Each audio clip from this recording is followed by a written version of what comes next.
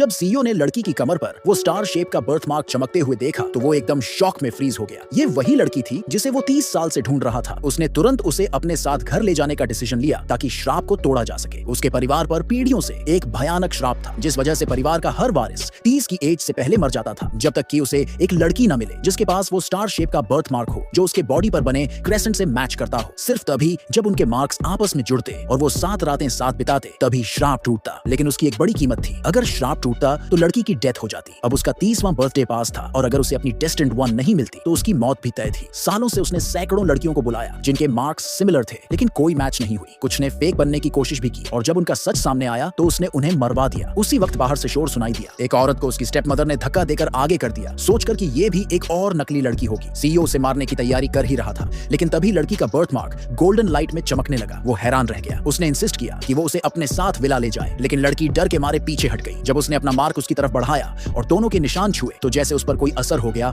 और वो अनकंट्रोलेबली उस पर झपट पड़ा। डर के मारे लड़की ने एक डैगर उठाकर अपनी गर्दन पर रख लिया। तभी उसे होश आया और उसने उसे छोड़ दिया। लेकिन जैसे ही वो चली गई उसने उसके बैकग्राउंड की इन्वेस्टिगेशन के लिए लोगों को भेज दिया। बाहर ही उसे हॉस्पिटल से कॉल आया कि उसके पापा ने खुदकुशी करने की कोशिश की थी। शुक्र है वो बच गए और चमत्कार की तरह एक मैचिंग किडनी डोनर मिल गया। लेकिन अभी वो खुश भी नहीं हो पाई थी कि सीईओ सामने आ गया। तभी उसे पता चला कि ये किडनी डोनर भी उसी ने अरेंज करवाया था लेकिन बदले में उसे उसके साथ रहना होगा। अपने पापा के लिए उसने डील एक्सेप्ट कर ली। जल्दी ही शादी भी हो गई लेकिन वो इसके लिए बिल्कुल रेडी नहीं थी। उधर एक लड़की जो स्कीइंग करती थी और सीईओ से सीक्रेटली प्यार करती थी, जब उसने उसकी शादी की खबर सुनी तो पूरी तरह टूट गई। उसने उस लड़की का सामना किया और कहा कि सीईओ बस उसे श्राप तोड़ने के लिए यूज कर रहा है और बाद में उसे छोड़ देगा। लड़की का दिल टूट गया और वो वहां से भाग जाना चाहती थी लेकिन जब उसने रेजिस्ट करने की कोशिश की तो सीईओ ने उसके पापा की सेफ्टी को लेकर धमकी दी। मजबूरी में वो फिर मान गई। फैमिली ट्रेडिशन के हिसाब से उन्हें 7 रातें साथ रहना था लेकिन एक रात वो गलती से एक फॉरबिडन एरिया में चली गई। वो जेलस लड़की जानबूझकर 30 सालों से जल रही इटर्नल फ्लेम को गिरा देती है और ब्लेम उस पर डाल देती है। घर के पुराने मास्टर को बहुत गुस्सा आता है और वो कड़ी सजा का ऑर्डर दे देता है लेकिन आखिरी मोमेंट में सीईओ खुद ब्लेम ले लेता है। उसका फीका चेहरा देखकर